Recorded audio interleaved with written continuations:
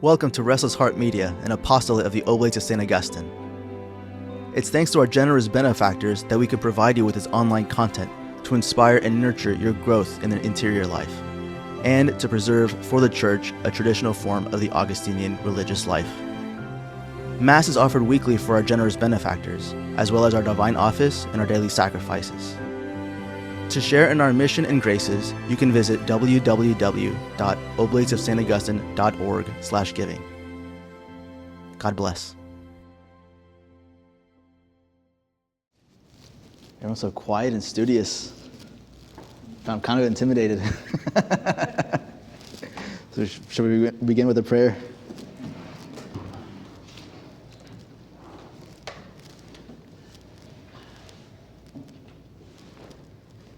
In nomine Patris et Filii et Spiritus Sancti. Amen. Angelus Domini nunciavit Mariae. Ave Maria, gratia plena Dominus tecum, benedicta tu in mulieribus et benedictus fructus ventris tui, Iesu. Sancta Maria, Mater Dei, ora pro nobis peccatoribus, nunc et in hora mortis nostrae. Amen. Ecce ancilla Domini. Fiat mi secundum verbum tuum. Ave Maria, gratia plena Dominus tecum, benedicta tu in mulieribus et benedictus fructus ventris tui, Iesu. Sancta Maria, Mater Dei, ora pro nobis peccatoribus, nunc et in hora mortis nostrae. Amen. Et verum caro factum est. Salutare in nobis. Ave Maria, gratia plena Dominus tecum, benedicta tu in mulieribus et benedictus fructus ventris tui, Iesu. Sancta Maria, Mater Dei, ora pro nobis peccatoribus, nunc et in hora mortis nostrae. Amen. Ora pro nobis Sancta Dei Genitrix. Continua faciamus missionibus Christi. Oremus, gratiam tuam quaesimus Domini mentibus nostris infunde, ut qui angelo nunciante Christi Filii tui incarnationem coniovimus, per passionem eius et crucem ad resurrectionis gloriam perducamur, per anno Christum Dominum nostrum. Amen. In nomine Patris et Filii et Spiritus Sancti. Amen.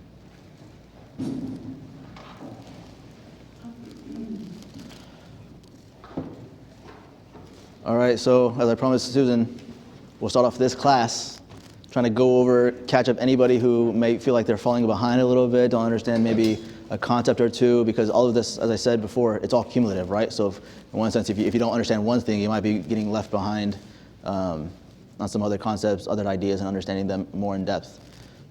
So what would you like to touch on first, Susan? You get first dibs. You get first dibs. Oh, don't go to me first. Oh, yeah. I'm good. So, I mean, we talked about terminology, univocal statements, right? Basically synonyms and homonyms, words that could mean more than one thing. Same word, spelled the same way, but can mean multiple things. It can mean have a meaning in multiple senses. And then words that could mean just one thing and one thing only, right? You know that about words. And so that's kind of what Aristotle kind of keeps in the back of his head whenever he's making all these categorical distinctions, is how things could be understood and in what way. And then, of course, we went to the categories, how substance is the underlying thing, the substratum, the one thing that doesn't change, and everything else changes around it. Right? So like you yourself as a human being, as a person, went from being a baby to being an adult. Your soul, your being, your essence. You have memories from when you're 6, 7 years old. Why? Because you're still the same person. However, none of you here look like you're 6 or 7. You know, things change exteriorly. Your accidents change. The other. Well, maybe Kayleen does, but I'm just kidding.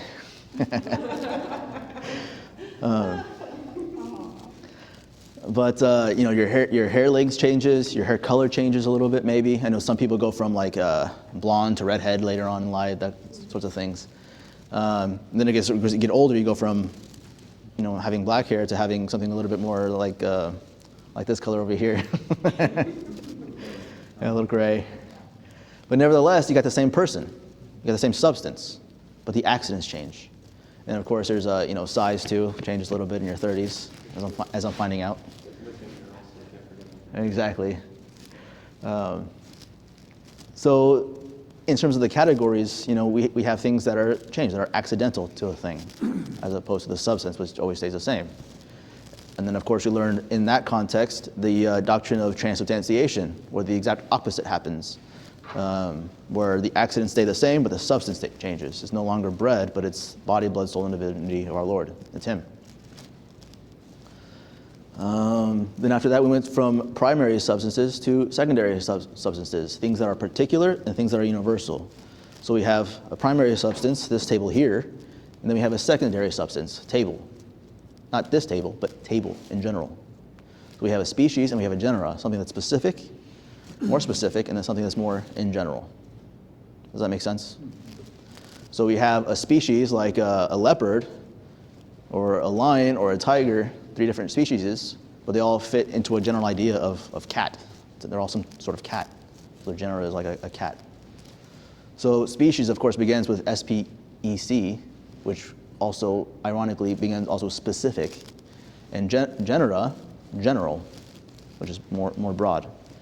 So that also goes together with the concepts of a particular and a universal. Particulars and universals. And of course, we talked a little bit about the problem of universals, is that are they real? Do they exist? If they exist, where do they exist? How do they exist?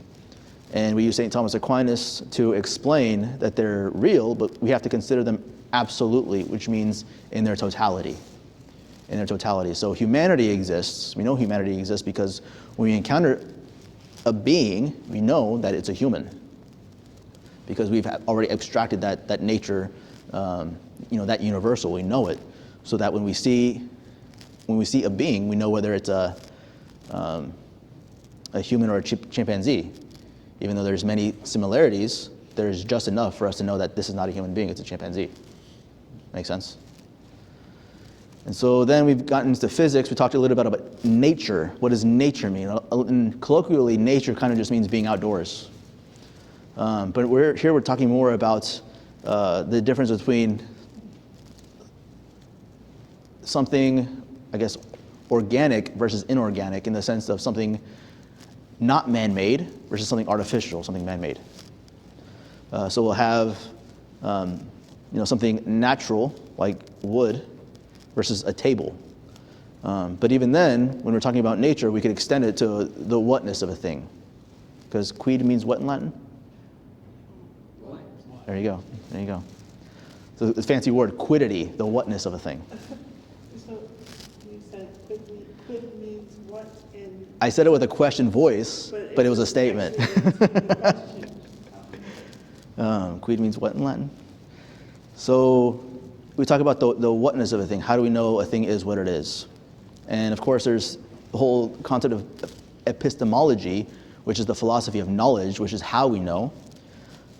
Aristotle, his emphasis is always on what is evident, which is actually, he mentions that in our reading this past week, where when you have to prove to somebody something that is evident, you're basically wasting your time, is what he's saying. Like you should not have to prove what is evident. There's some people that say, I can't know if this is here. Okay, well, walk really, run really fast this way, and you'll figure it out one way or another that this table is here. But some people say, oh, I can't really know what's outside my mind. Okay, well, take 3 steps forward and you'll figure it out. Promise. So we've gone through nature. And what is the definition of nature? Something that's not man-made. Nope, that's not the definition of nature. Something that grows or is born. No. He says it like 3 or 4. Oh, what was it? State of motion or in. The inherent principle in a thing, intrinsic principle of motion or rest in a thing. Of motion or rest in a thing. Does that make sense? Because as we're going to talk about nature, we're going to have to, as he says in this week's readings, know what he means by according to its nature. According to its nature. So is it according to the nature of a dog to fly? How do we know that? Have you seen a flying dog? There's always a chance, I guess. The flying pigs, Does it have wings? Does it have the ability? Exactly. Or we can say, according to one's nature, is it according to a dog's nature to play the violin? And why not? fingers, hands. It has to have the And it also potential, has to the have a ability. rational, Exactly. mind to know what it's playing. Exactly. It operates on instinct largely. Exactly. So when we talk about according to its nature, now we're going to have to talk about, in terms of motion and rest, as we're going to see in this class, motion and rest also have to do with what's known as potentiality and actuality. Potentiality and actuality. What is potentiality? What might that mean? Any guesses? What can it do? What it's possible What it's to do. possible.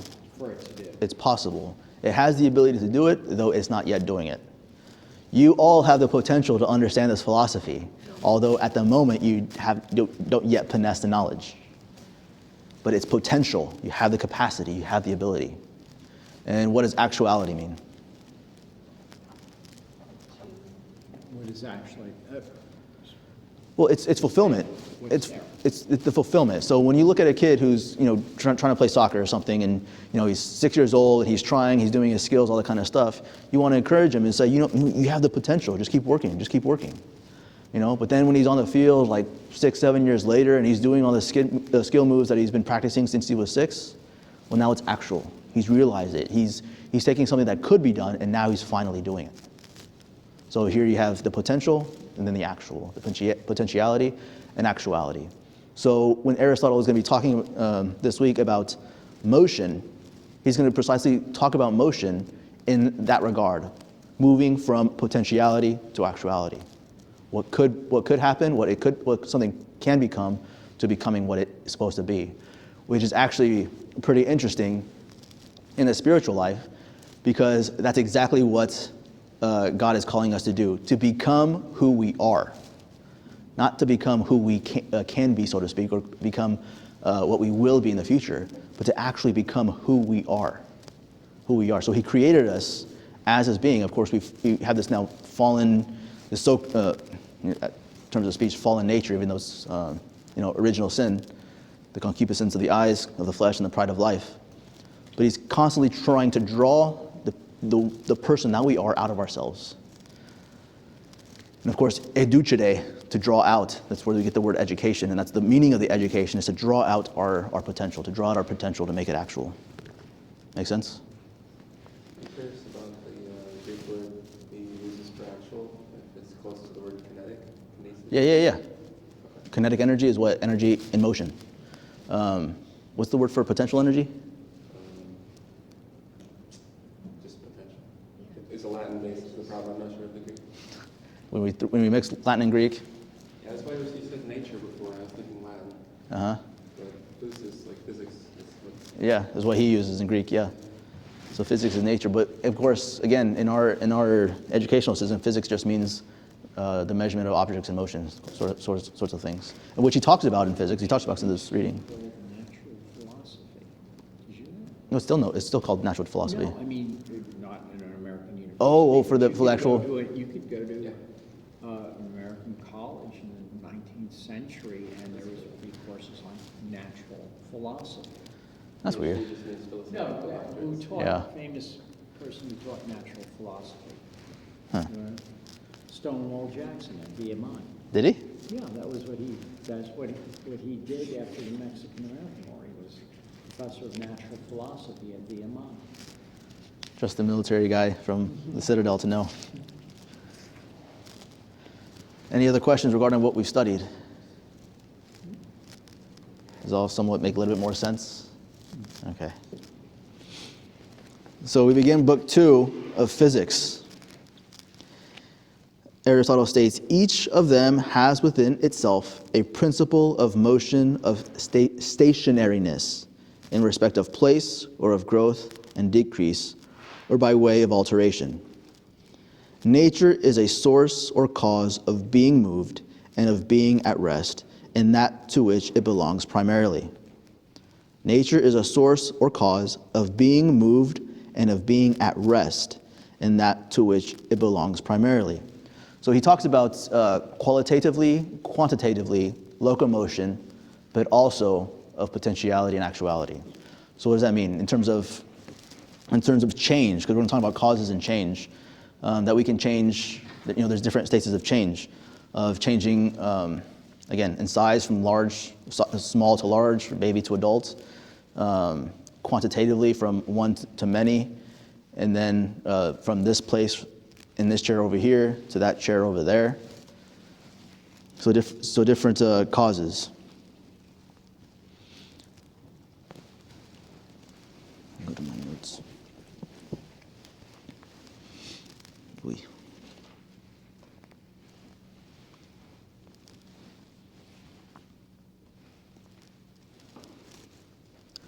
So these sections form the bedrock of Aristotle's natural philosophy, addressing the profound concepts of motion, kinesis, the various types of change, and the pivotal notion of potentiality as it relates to actuality. Unlike modern physics, which relies on mathematical models and empirical measurements, as we were just talking about, Aristotle's physics is a philosophical inquiry into the fundamental principles governing the natural world entities, like plants, animals, elements, and their transformations. This work reflects Aristotle's empirical and systematic approach, distinguishing him from predecessors like Plato and the pre-Socratics, all those Greek names of philosophers I couldn't pronounce. Our focus will be on three key themes: motion as the actuality of potentiality, the types of change, which are substantial, qualitative, quantitative, and locomotive, and the concept of potentiality as a cornerstone of Aristotle's explanation of change. These ideas not only define his natural philosophy, but also influence his broader metaphysical and ethical frameworks. Hopefully by the end of this lecture, you'll understand how Aristotle's concepts provide a coherent account of why and how things change in the natural world, and why these ideas remain philosophically significant. So of course, for those of you doing the reading response, the question at the end of this lecture, of your answer for next week, is how does Aristotle's concept of motion relate to his metaphysics? How does Aristotle's concept of motion relate to his metaphysics? So let's look at Book 2, Chapter 1. Aristotle begins by defining nature, physis, as an internal principle of motion and rest inherent in natural things. Consider a seed. It grows into a tree, not because of external forces alone. I mean, there are external forces like water and soil, but not because of external forces alone, but because its nature includes an intrinsic capacity, ability for growth. Similarly, a stone falls to the ground because its nature inclines it towards the earth's center, a concept tied to Aristotle's cosmology of natural places. In contrast, artifacts, things that are artificial, made by man, like a table or a statue, lack this internal principle. They lack this internal principle. They move only when acted upon externally, such as when a carpenter pushes a table across a room. So there's a principle of motion or rest in a thing inside of it versus outside of it. Does that make sense? So this is the fundamental difference between something that is, I want to say, like, organic versus inorganic in the sense of something that is outside versus something that is man-made. So the difference between a tree and when you cut the wood off the tree to make a table. Make sense? Make sense? Okay, just making sure. Yell at me if I don't make sense. So Aristotle's broad conception of motion is critical here. Motion is not limited to locomotion or change of place, but includes any kind of change, such as a plant growing, a fruit ripening, or a fire burning out. This internal principle distinguishes natural things from artificial ones and sets the stage for understanding change as a fundamental feature of the natural world. Aristotle's emphasis on nature as an active internal force challenges earlier views, like those of the pre-Socratics, who often sought external causes for natural phenomena. So here we get again into the four causes. And I've been drilling this into you guys every single week because this is probably the most foundational aspect of Aristotle's philosophy that is probably going to be the most useful in, well, as I said last week, the purpose of this class is to woke-proof you guys. So these four causes help us understand the natural world, and in so doing, also helps us understand the natural law. So it not only affects, what political policies we support, but rather also how you live your own life. How you live your own life. One of the arguments that I get with a lot of Novus Ordo Catholics, actually I was in an argument somewhat today with a Eastern Orthodox priest, who was, because the Eastern Orthodox refused to give an answer on very important moral issues, such as in vitro fertilization and even artificial contraception. They like to fancy themselves as the early church fathers never explicitly mentioned in vitro fertilization. Like, why would they? It was like 2,000 years ago, right? So we're not going to make a response to it either. But there are fundamental principles that the church fathers did talk about, such as the separation of purpose and pleasure from a thing, which violates God's natural design. So there's the eternal law, which is in God's mind, the divine law that he gives us through divine revelation, like the commandments, and then there's the natural law. Since Almighty God made the natural world and made these forms that become something necessarily, not by happenstance, not by chance, not by spontaneity, which we'll also talk about today, but are so inherent in a thing that it's absolutely predictable. A squirrel is going to be born of a squirrel. An elephant is never going to be born of a squirrel. There are certain things that will always happen. Almighty God built in these natural processes his own will, his own desire, his own law. And so insofar as we live according to the purpose, to the function of a thing, or that for which something tends, that for which it is, then we are living according to God's will. But for instance, when you separate a purpose from a pleasure, like in vitro fertilization, separating the conception of a human being from the act that conceives it, you are violating God's law. And likewise, when you separate the conception from the pleasure of the act, you also violate God's law. But this is a law that we can know through reason alone. It's a natural law. We don't need divine revelation or a church father to say something like this. We're actually responsible 100% for knowing the natural law in this way. So that's why the four causes, understanding them helps even for our own spiritual lives, for our moral lives, helps form us to being better Catholics. So did any of you get an opportunity to read that PDF that I sent you guys last week regarding from the textbook? It was like 30 pages or something like that. It's kind of long. You're like, of course not. It's 30 pages. It's pretty good, and it goes probably more in depth than Aristotle does, because I know in his writing, he doesn't go out and flat out say material cause, formal cause, efficient cause, and final cause. He doesn't come out and say it. Where was it?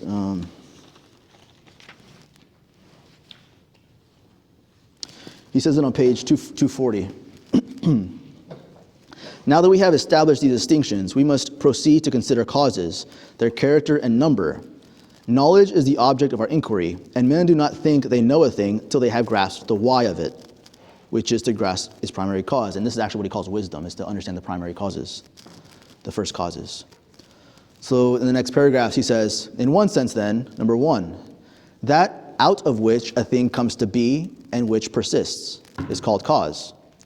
So for example, the bronze of the statue, the silver of the bowl, and the genera of which the bronze and the silver are species. This would be the material cause. So he doesn't flat out come out and say material cause, but he's defining the material cause. How would we define the material cause? The matter from which something is made. The matter from which something is made. In the next paragraph, he says, in another sense, number two, the form or the archetype. So for example, the statement of the essence and its genera are called causes. The octave of the relation, again, the examples he uses aren't exactly clear, which is why I give my own examples. So the formal cause, the form or structure that defines what the thing is. So the statue's shape or the tree's biological structure as a specific species. For us, this would be our intellect and will, our soul, that which makes us uniquely human. Number 3, at the top of page 241, again, the primary source of the change or coming to rest. The man who gave advice is a cause. The father is cause of the child, and generally what makes of what is made, of what causes change, of what is changed. So which of the 4 causes would this be? Third cause, and then the final cause is theology. Agent cause or efficient cause. The agent or process causing the change. The sculpture of the statue, or the seed's growth process for the tree. So for the seed, the agent cause is intrinsic. Intrinsic. It's an intrinsic principle for things that are natural. But for things that are artificial, the agent cause is extrinsic, outside of the thing. Make sense?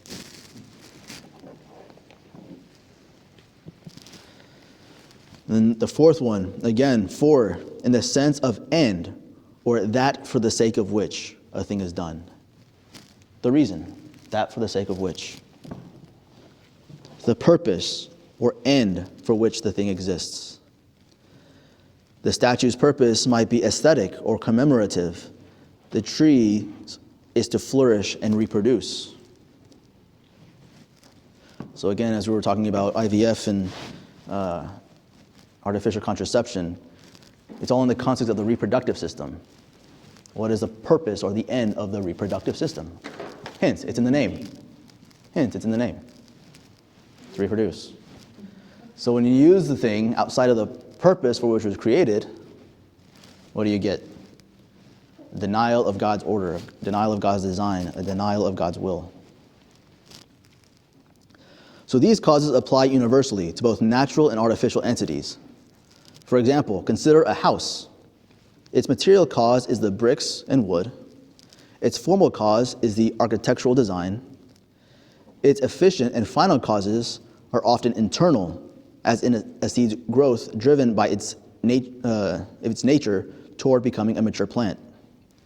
This framework allows Aristotle to systematically analyze change, providing a comprehensive explanation of why changes occur.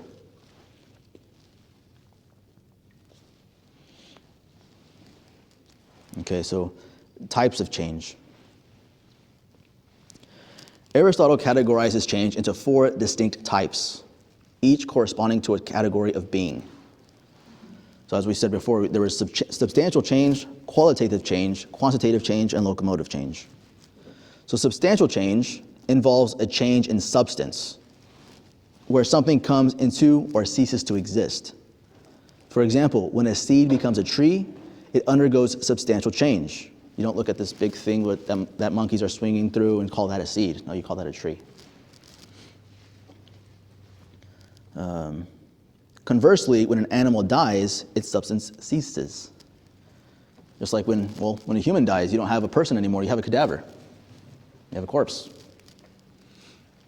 And it's kind of interesting is the way St. Thomas Aquinas explains it is so when a human dies, you have the separation of body and soul.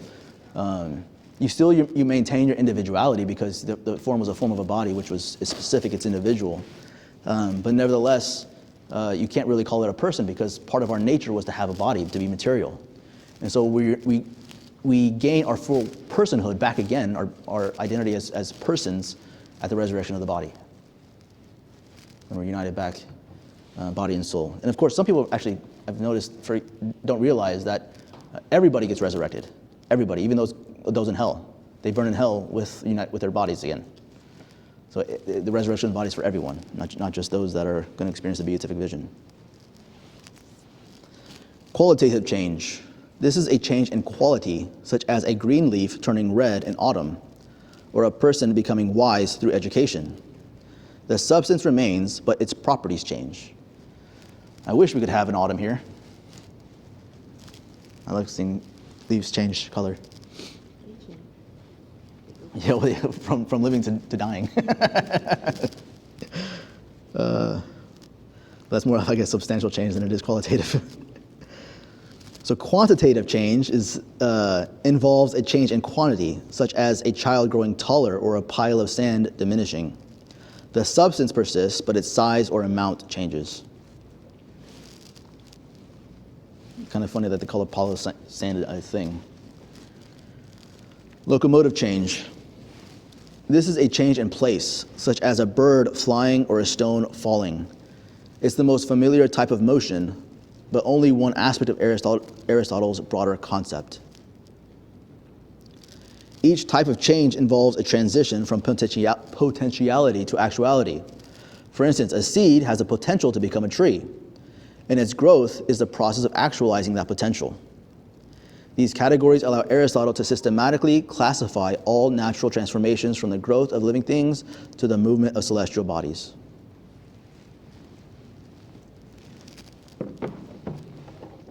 So one of the things that I found really interesting about Aristotle when I was studying natural philosophy, was his concepts and distinction between chance and spontaneity. Did anybody read in advance this week? I know I usually tell you guys to read behind a little bit, but did anybody read in advance? Read ahead. So on page 243, at the top of the page, he begins, "But chance also and spontaneity are reckoned among causes. Many things are said both to be and to come to be as a result of chance and spontaneity. We must inquire, therefore, in what manner chance and spontaneity are present among the causes enumerated, and whether they are the same or different, and generally what chance and spontaneity are." So what do you guys think? Are chance and spontaneity causes?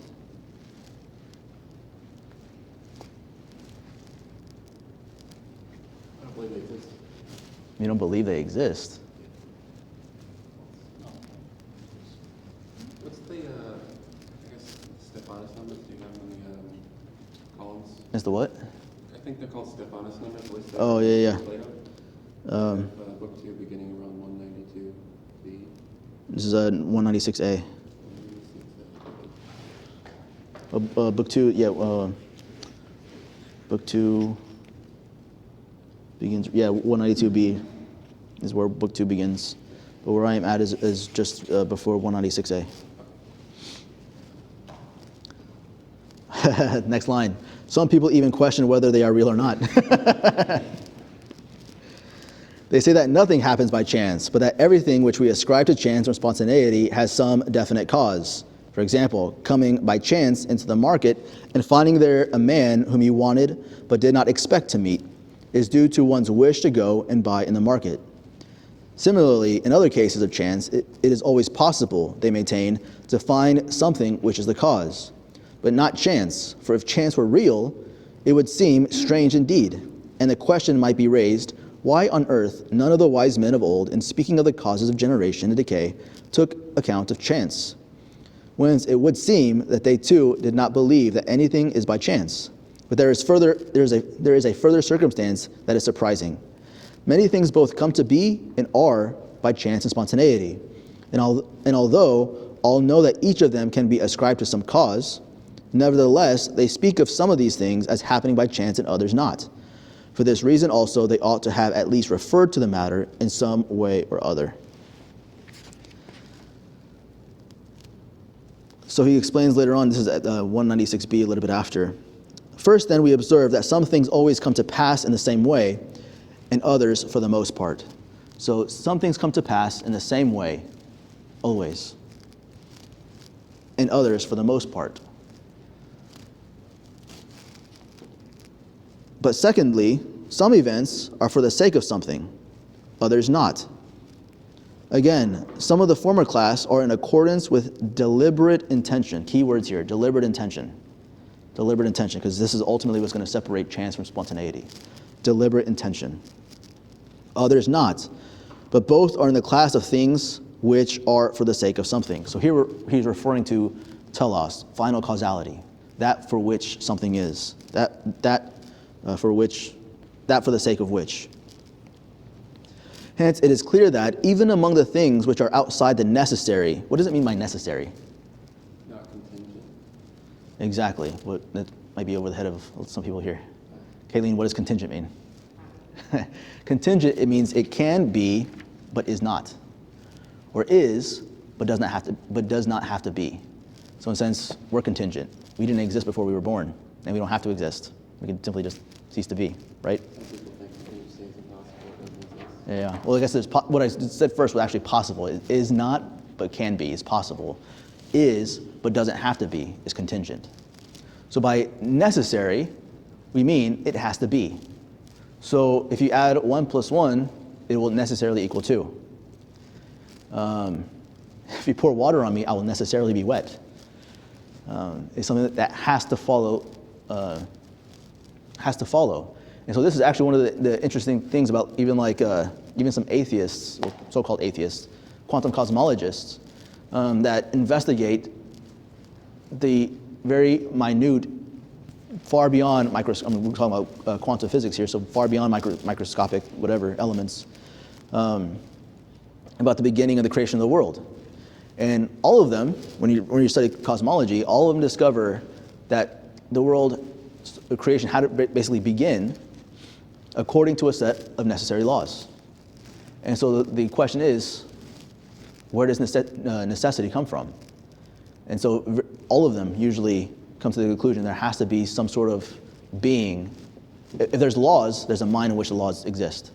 And there's someone to enforce those laws. There's something to enforce them.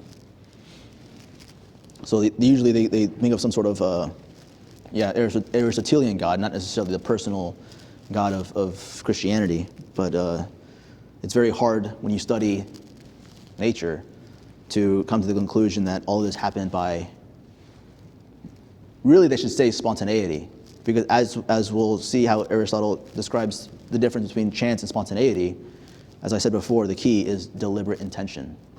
So even if the world were to be created by chance will require a deliberate intention. Okay, then by who? By who? So hence it is clear, even among things which are outside the necessary and the normal, there are some in connection with which the phrase, for the sake of something, is applicable. Events that are for the sake of something include whatever may be done as a result of that or of nature. Things of this kind, then, when they come to pass incidentally, are said to be by chance. When a thing of this kind comes to pass among events which are for the sake of something, it is said to be spontaneous or by chance. The distinction between the two must be made later. So an example. A man is engaged in collecting subscriptions for a feast. He would have gone to such and such a place for the purpose of getting the money, if he had known. He actually went there for another purpose, and it was only incidentally that he got his money by going there. And this was not due to the fact that he went there as a rule or necessarily, nor is the end effected, getting the money, a cause present in himself or a reason that he wanted to go there. It belongs to the class of things that are intentional and the result of intelligent deliberation. It is when these conditions are satisfied that the man is said to have gone by chance. If he had gone of deliberate purpose and for the sake of this, if he had always or normally went there when he was collecting payments, it would not be said to have gone by chance. Does that make sense? I feel like that was one of his easiest examples that Aristotle gives. He doesn't really always give easy examples. So we're calling it by chance because he didn't need to meet the guy. That wasn't his purpose for going. Exactly. Basically, or another example would be, I need to... Well, what if he always goes, as it says he doesn't do, but what if, just as an example, the guy always goes to the market trying to collect payments, and then sometimes he catches the people he's looking for, and other times he doesn't. Well, then I think Aristotle says that wouldn't necessarily be by chance because he's always going. Right. Now, he went someplace for a different purpose. Met the person. Exactly. Maybe, Chance is something you just have to random. well, it's not. Again, it happens without the intention of it happening, but there is intelligent deliberation to actually make that cause. So, for instance, I need to go to the laundromat. I'm also a landowner, and I know the end of the month is coming, and I need to collect rent. So I go to the laundromat, washing my clothes, and my tenant happens to be there as well. And so the tenant just writes out the monthly check and hands it to me. By chance. I made an intelligent deliberation to go to the laundromat. That was outside of my routine. Maybe my washer and dryer were broken, that kind of thing. I go there, but who happens to be there too? My tenant. And so, hey, we take care of business. But there's an intelligent deliberation, and that's going to be the key. As I guess as we continue to talk about spontaneity, we'll see that difference. In the same, wonder Aristotle, he must at some point bring up the example of dice. Like the result of throwing dice is somewhat random. It feels physically determined, and the results can be trotted out, and it makes sense to have certain ratios of answers. Oh, sure. I mean, yeah. There's technically, because it's physical, it'll be incredibly difficult to do. But sure. I mean, when you put hold it in a certain way in your hand with certain numbers showing, and you throw it with a certain pressure, with a certain force, and it lands with a certain force. Yeah, 100% of the time it'll happen that way. But there's no the amount of effort that would go into actually predicting that is, like, in a sense, humanly impossible. So it is clear then that chance is an incidental cause in the sphere of those actions for the sake of something which involve purpose. Intelligent reflection, then, and chance are in the same sphere, for purpose implies intelligent reflection. Purpose implies intelligent reflection. So everybody who says that God doesn't exist, everything was created by chance, kind of an oxymoron there. So things do in a way occur by chance, for they occur incidentally, and chance is an incidental cause. But strictly, it is not the cause without qualification of anything. For instance, a house builder is the cause of a house. Incidentally, a flute player may be also. Because there's nothing keeping a flute player from trying to build a house. May be successful, but it wasn't the fact that he played the flute that made him capable of building the house. It was just incidentally he was also a flute player. Make sense?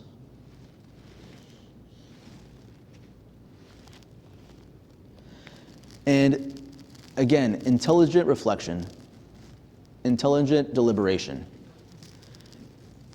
because it requires purpose and intention. And so when we have an intention, obviously, I mean, not you guys, but me, I always intend for good things to happen. So chance or fortune is called good when the result is good, evil when it is evil. The terms good fortune and ill fortune are used when either result is of considerable magnitude. Thus, one who comes within an ace of some great evil or great good is said to be fortunate or unfortunate. Both are then, as I have said, incidental causes, both chance and spontaneity, in the sphere of things which are capable of coming to pass not necessarily, nor normally, and with reference to such of these as might come to pass for the sake of something. They differ, and here's where the difference is. They differ in that spontaneity is the wider term. Every result of chance is from what is spontaneous, but not everything that is from what is spontaneous is from chance. Every result of chance is from what is spontaneous, but not everything that is from what is spontaneous is from chance. Chance and what results from chance are appropriate to agents that are capable of good fortune and of moral action generally. Therefore, necessarily, chance is in the sphere of moral actions. Moral, meaning a product of the intellect and will. If there is an action that we perform, such as maybe sneezing, so there's a difference between human acts and acts of man.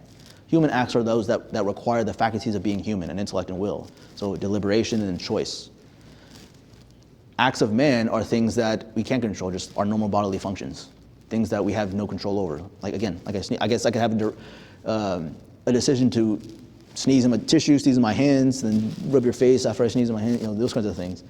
But the actual act of sneezing, that's an act of man. I can't control that. It's part of our biology. So in terms of what it means to make a moral action is an action that requires an intellect and a will. Make sense?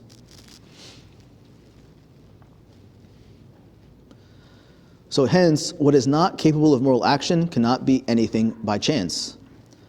Thus, an inanimate thing or a lower animal or a child cannot do anything by chance because it is incapable of deliberate intention. nor can good fortune or ill fortune be ascribed to them except metaphorically. The spontaneous, on the other hand, is found both in the lower animals and in many inanimate objects. So chance is not found in lower animals or inanimate objects, only spontaneity. Why? Because chance requires moral action, the intellect and the will, whereas spontaneity is things that happen with those without intellect and will. So hence it is clear that events which, 1, belong to the general class of things that may come to pass for the sake of something, 2, do not come to pass for the sake of what actually results, and 3, have an external cause, may be described by the phrase from spontaneity.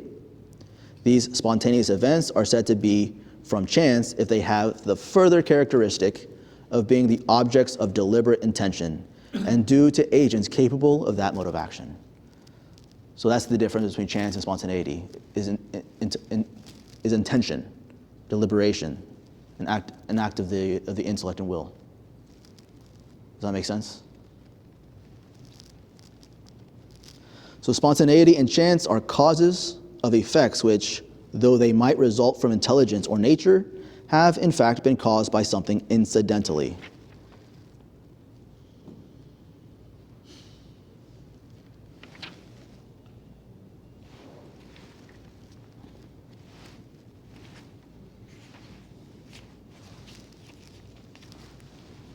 So you're right, he does further on page 248 name the 4 causes. He says, now the causes being four, it is the business of the physicist to know about them all. And he refers his problems back to all of them. He will assign the why in the way proper to his science. The matter, the form, the mover, which is the agent, that for the sake of which is the end, the final cause.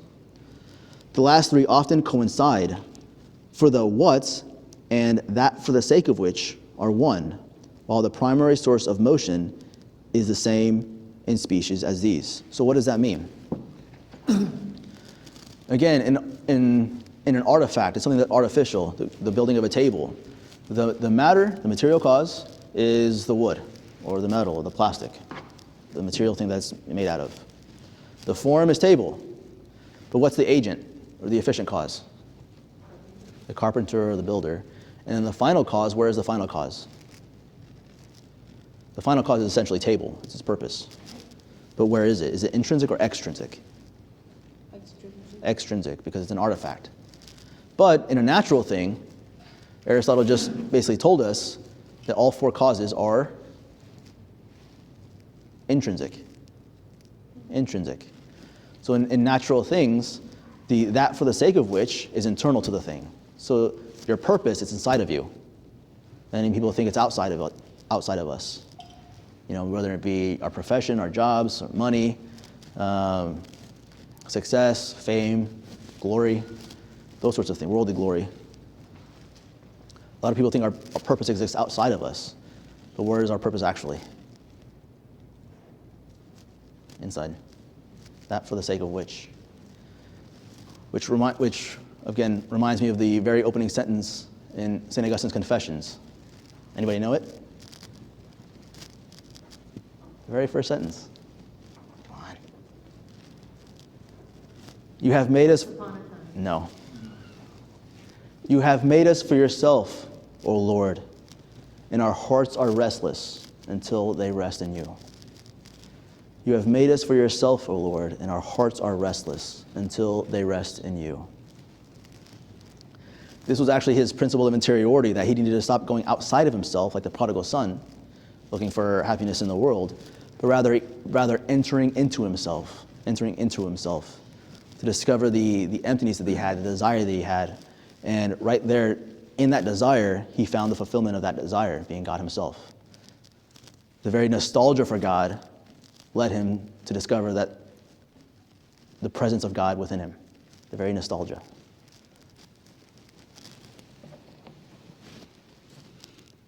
Where am I at? So hence, since nature is for the sake of something, we must know this cause also. We must explain the why in all the senses of the term, namely, that from this that will necessarily result, from this either without qualification or in most cases, 2, that this must be so if that is to be so, as the conclusion presupposes the premises. 3, that this was the essence of the thing. And 4, because it is better thus, not without qualification, but with reference to the essential nature in each case. So he goes on to list what things, well, actually, no, he's going into, again, things that happen necessarily, and how necessity in nature is evident. So a difficulty presents itself. Why should not nature work, not for the sake of something, nor because it is better so, but just as the sky rains, not in order to make the corn grow, but of necessity? For teeth and all other natural things, either invariably or normally, come about in a given way, but of not one of the results of chance or spontaneity is as true. Therefore, action for an end is present in things which come to be and are by nature. So we do not ascribe to chance or mere coincidence the frequency of rain in winter, but frequent rain in summer we do, nor heat in the dog days, but only if we have it in winter. If then it is agreed that things are either the result of coincidence or for an end, and these cannot be the result of coincidence or spontaneity, it follows that they must be for an end, for a purpose, and that such things are all due to nature. Even the champions of the theory which is before us would agree. Therefore, action for an end is present in things which come to be and are by nature. So, any questions regarding what he just said? So I can explain it in a way that is conducive to your understanding. So what is Aristotle really arguing here?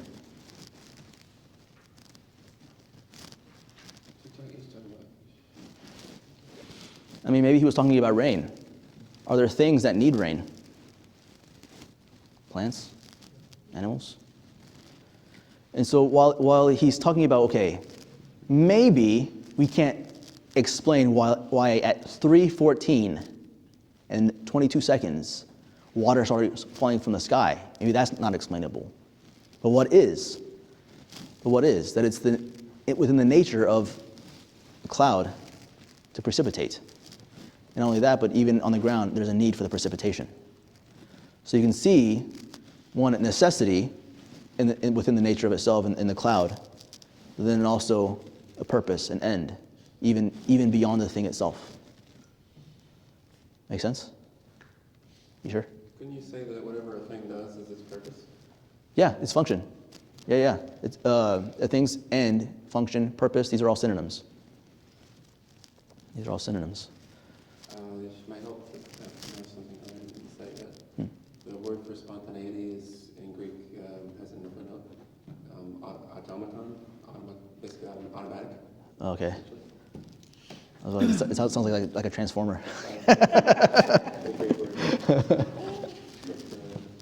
Auto being self and matter being movement.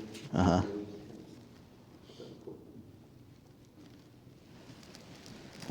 Let me see where I am on my notes. It was all sporadic this time.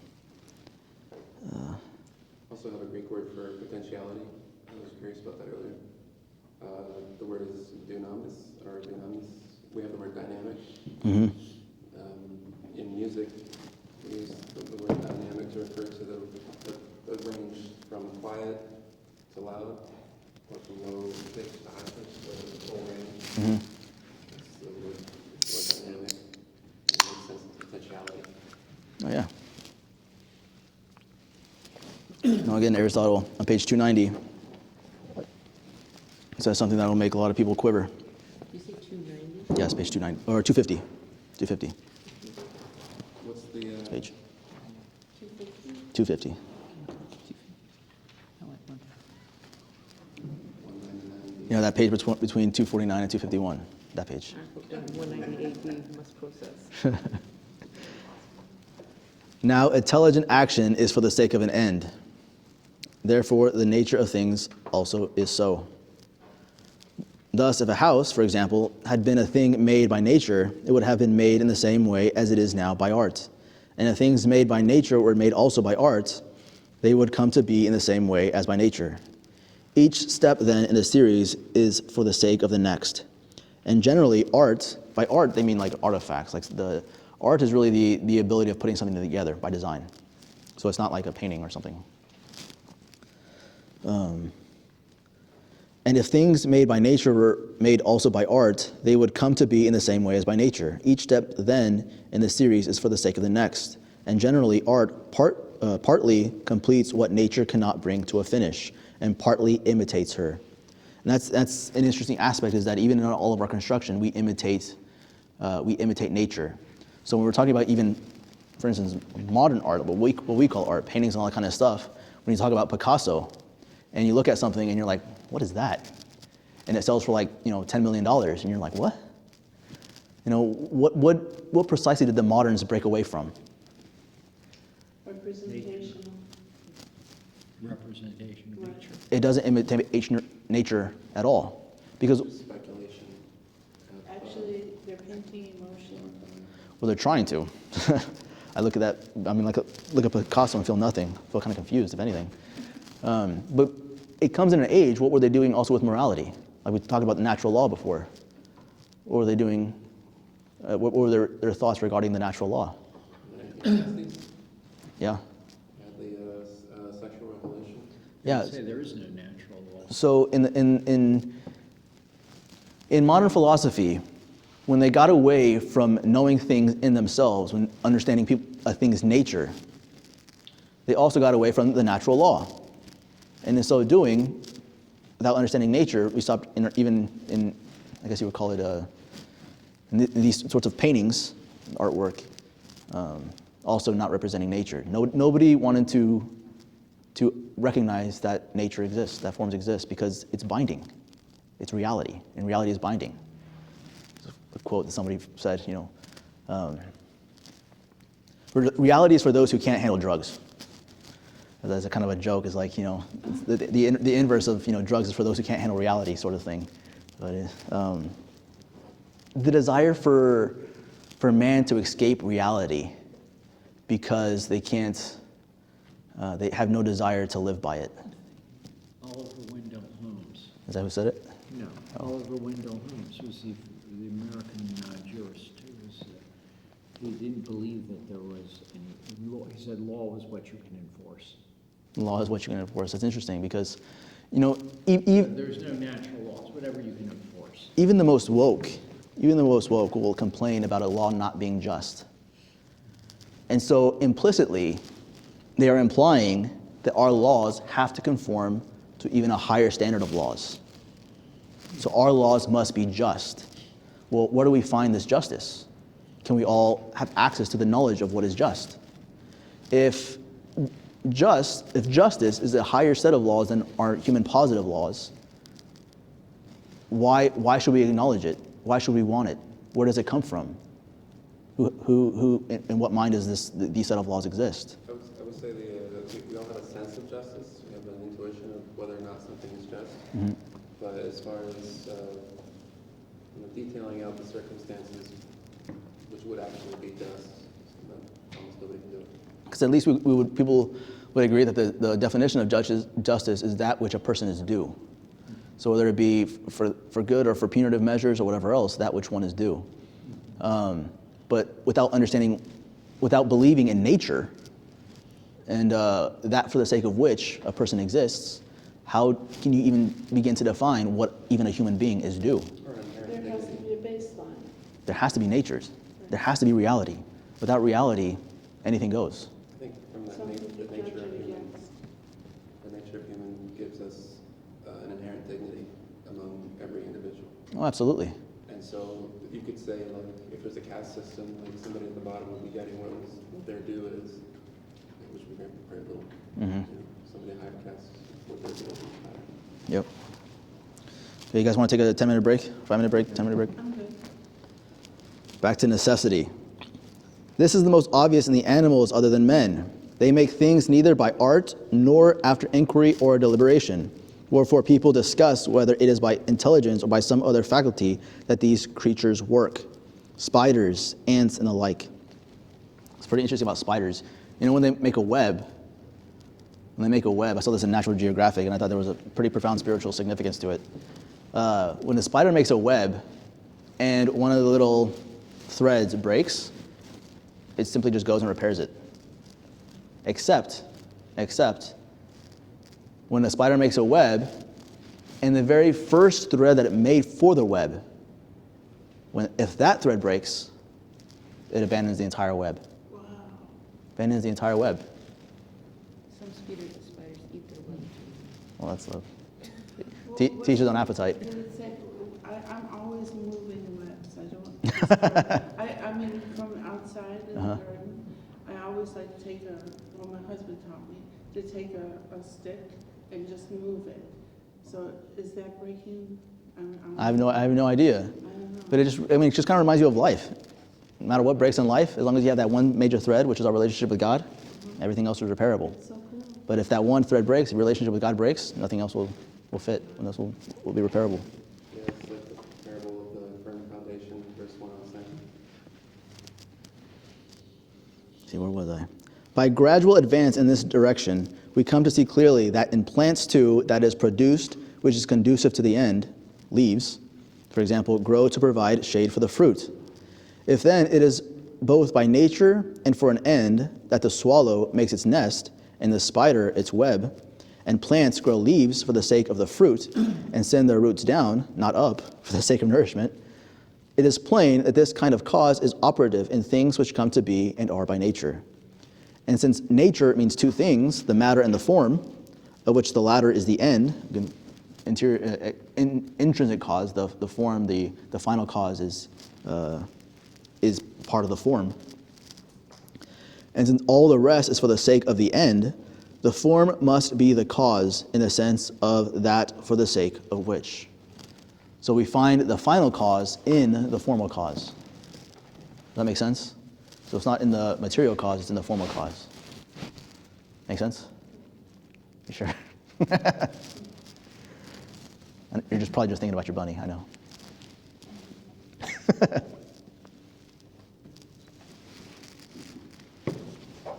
Okay. Now mistakes come to pass even in the operation of art. The grammarian makes a mistake in writing, and the doctor pours out the wrong dose. Hopefully not.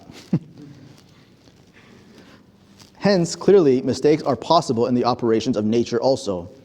If then, in art, there are cases in which what is rightly produced serves a purpose, and if where mistakes occur, there was a purpose in what was attempted, only it was not attained, so must it be also in what was attempted. So must it be also in natural products, and monstrosities will be failures in the purposive effort. So basically, he's saying that, well, and this is one argument that a lot of people that don't like natural law are trying to avoid this, the moral consequences of what all of this means, is they'll point out monstrosities. They'll point out, mistakes, things that, a bad fruit, essentially. They'll point out a bad fruit to try to disprove order, nature. They'll point out one mistake and say, see, look, you can't always count on it. So there's no such thing as the final cause here. One bad fruit. And so what's he saying is, yes, it happens, but just like in other intended purposes, it doesn't always happen the way one intends to happen. So it's in nature, it's in a final cause. As we can see, even human beings with physical evils, physical defects, such as someone being born blind or deaf or something like that, it's not that their soul or their form has an incapacity to see or to hear, rather physically something was just malformed, so that the power, the operative power in their soul to see and to hear, it can't fully be realized. It can't be exercised simply because of a physical defect. Which is why, again, I said, with maybe eye surgery or the implanting of the ear thing, I forget what it's called, hearing aid. If they didn't have the power in their soul to hear or to see, it doesn't matter what kind of surgery you can perform, they wouldn't be able to hear or see. Their soul wouldn't be able to do it. They don't have the power. But they still maintain the power, even with the physical defect, which is why we can just correct the physical defect. And it's like trying to think of another sense that we don't have yet. Everything we can do is related to some others. right, exactly.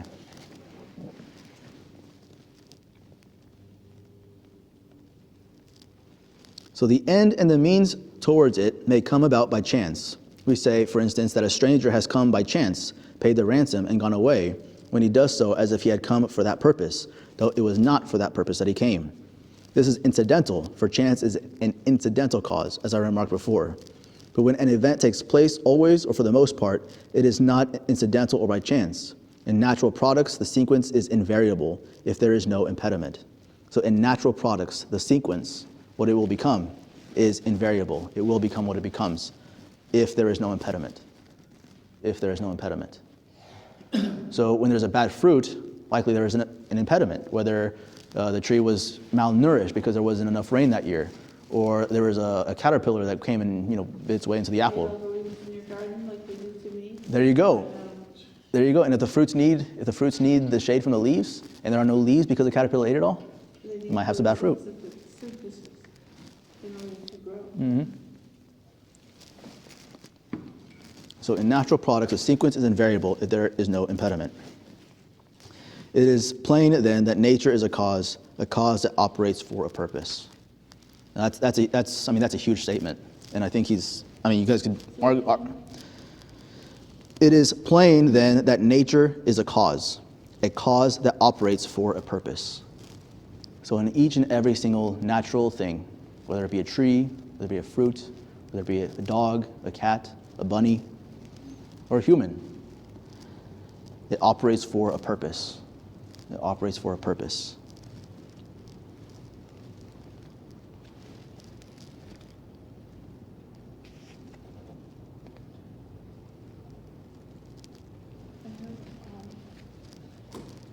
There was a nun that she was legally blind, and she made the most beautiful artwork. Mm-hmm. And I have one of her paintings, cast paintings. And sometimes I think regarding this nature that doesn't actually work out the way that we normally think of sight to be.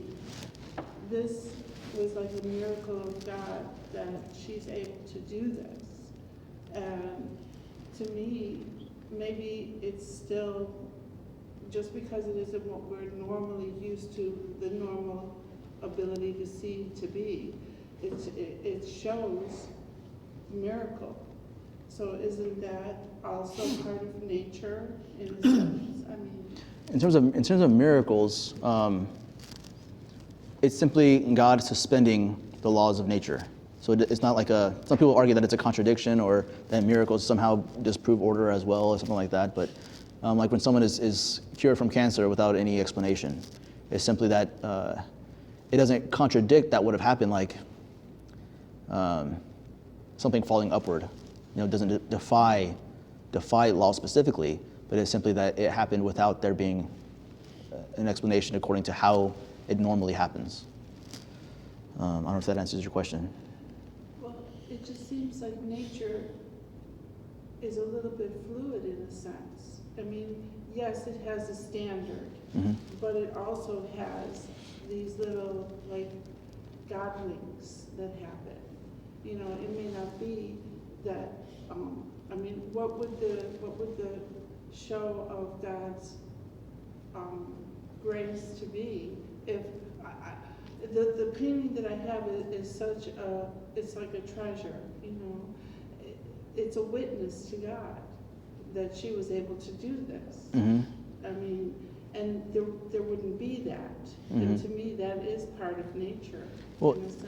True. I mean, when I was a kid, my mom took me to see a guitar player who was armless. He had no arms. He was playing guitar with his feet, with his toes. There's a way to get around certain things. Right. But it's still, again, when it comes to nature, we'll talk about potentiality and actuality, like we still have to be capable of it. So just like we're saying, we can't fly because we don't have wings. Like it's just we don't have that potentiality, so it can never become fully actual. But there are ways,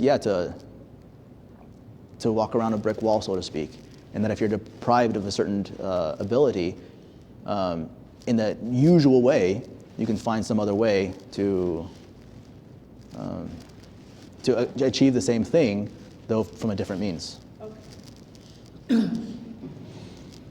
Potentiality and actuality. The concepts of potentiality and actuality are central to Aristotle's philosophy of change. Potentiality refers to a thing's capacity to become something or acquire a property it does not currently possess. It's capacity, potentiality, but capacity. Actuality is the realization of that capacity. The classic example is an acorn. An acorn is potentially an oak tree, and its growth into a tree is the actuality of that potential. Similarly, a block of marble is potentially a statue, but it requires the sculptor's action to actualize that potential.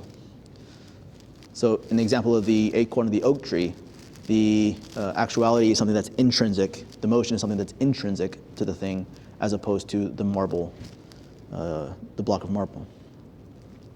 In natural things, the process of actualization is often driven internally. A seed grows into a tree because its nature includes the capacity and drive to do so. So capacity and drive to do so. Its nature contains both the capacity and the drive.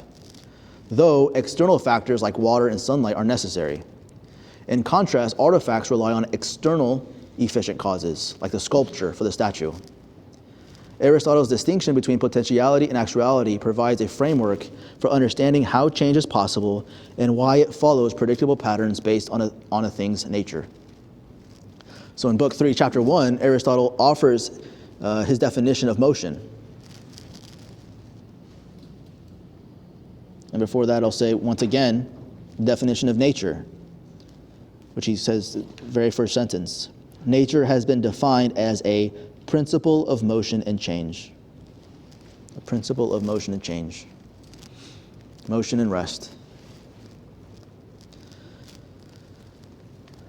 So his definition of motion, the actuality of that which exists potentially. The actuality of that which exists potentially is the definition of motion. The actuality of that which exists potentially, insofar as it exists potentially.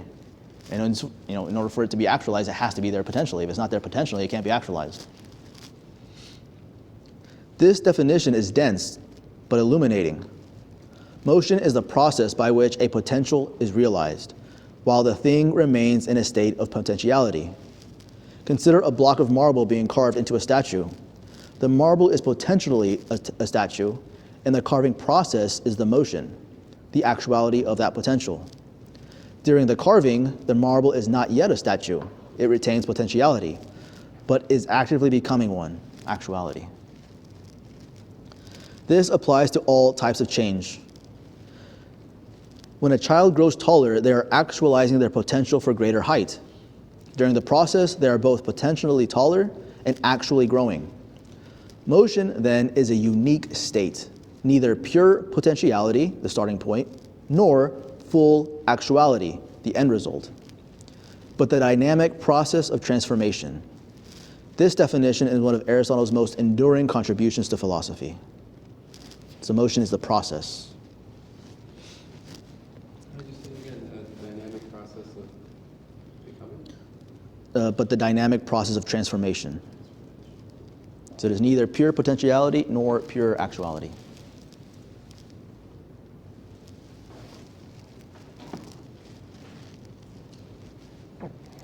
Aristotle's emphasis on specificity is crucial.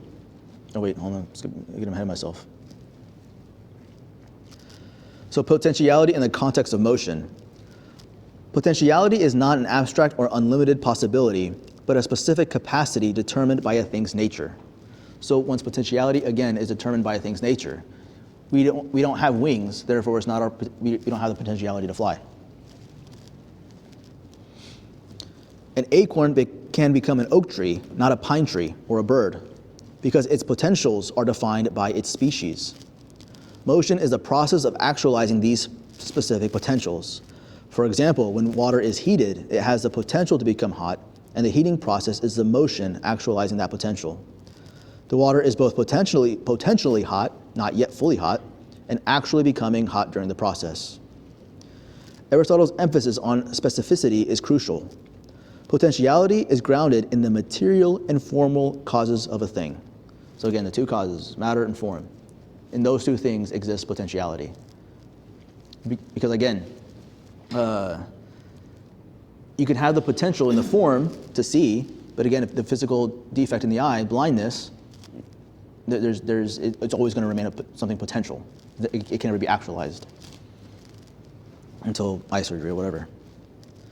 A lump of clay can become a pot because its material, clay, has the potential to take on the form of a pot.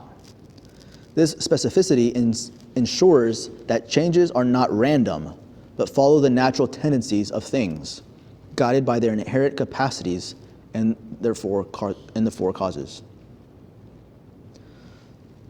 So yeah, when you're building, well, a building, you have to choose the materials that are good for that building. So whether it be wood, brick, stone, probably not grass. Grass probably is not going to make a good building. What was it, the Three Little Piggies? Something like that. Hay. Exactly. So in Book 3, Chapter 2, Aristotle explains that motion often occurs between contraries or their intermediaries. Qualitative changes, for instance, involve moving between opposites like hot and cold, wet and dry, or ignorant and knowledgeable. Locomotive changes involve moving from one place to another, such as from Athens to Thebes. These contraries define the boundaries of change, and motion is a process of transitioning between them. For motion to occur, a thing must have the potential to take on the contrary state.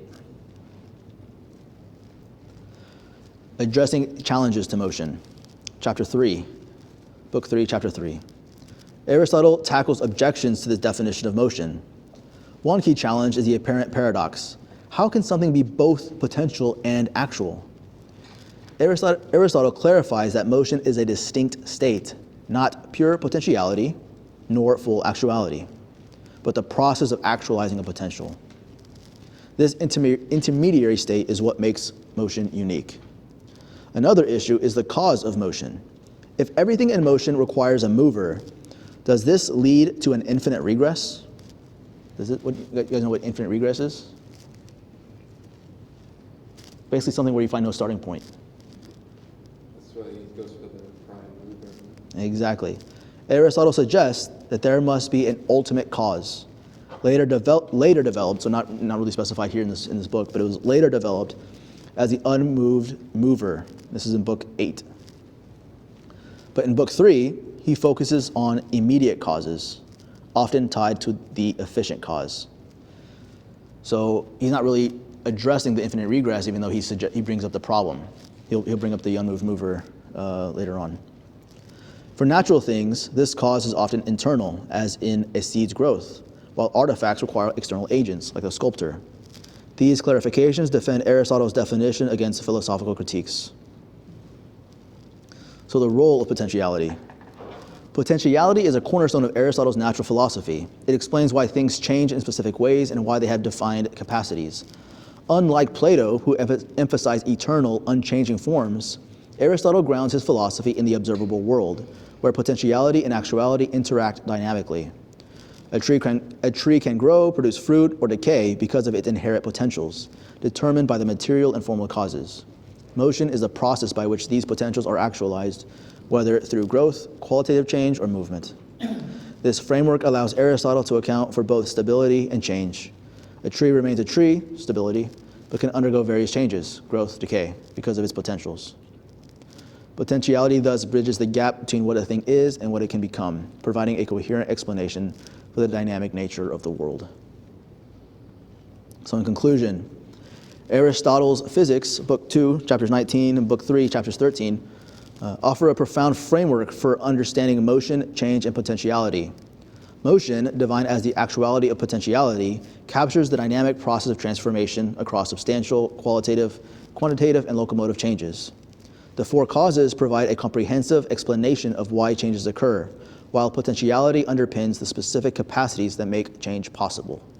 This framework not only defines Aristotle's natural philosophy, but also influences his metaphysics, biology, and ethics, emphasizing the teleological nature of existence. Everything strives toward its proper actuality. So especially in ethics, that's why it's so important to know what we are, who we are, in order to find out what's the meaning, what's the purpose of life. Not just the same temporal end. Striving toward our actuality, we can say that everybody got the same. Well, the way that Aristotle will we'll later see is that because of man's unique power of intellect and will, man's actual purpose is the contemplation and love of truth.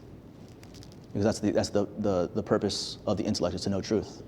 So in terms of, again, being fully actualized, being fully what we are, that's what will make us, that's the state of happiness, is being fully what we are, fully alive. And when are we fully alive? When our faculties are achieving their purpose, which is the contemplation and love of truth. So he was this close. It wasn't his fault. Exactly. I think only the first layer fell, right? Exactly. Well, as St. Paul said, how are they to know if no one preaches to them? And how will they hear if no one is sent? So pray that our Lord sends laborers into the harvest. Thinking of Dante's, like Dante Alighieri, the comedy. Puts him on the first layer fell. Oh yeah. I don't know. Aristotle. Aristotle and Plato, he says they did a great job. Yeah, close but no cigar. So as we reflect on Aristotle's ideas, consider their contrast with modern scientific views, which prioritize measurable phenomena over teleological explanations. Yet, Aristotle's concepts of potentiality and actuality remain philosophically relevant, offering insights into the nature of change and possibility.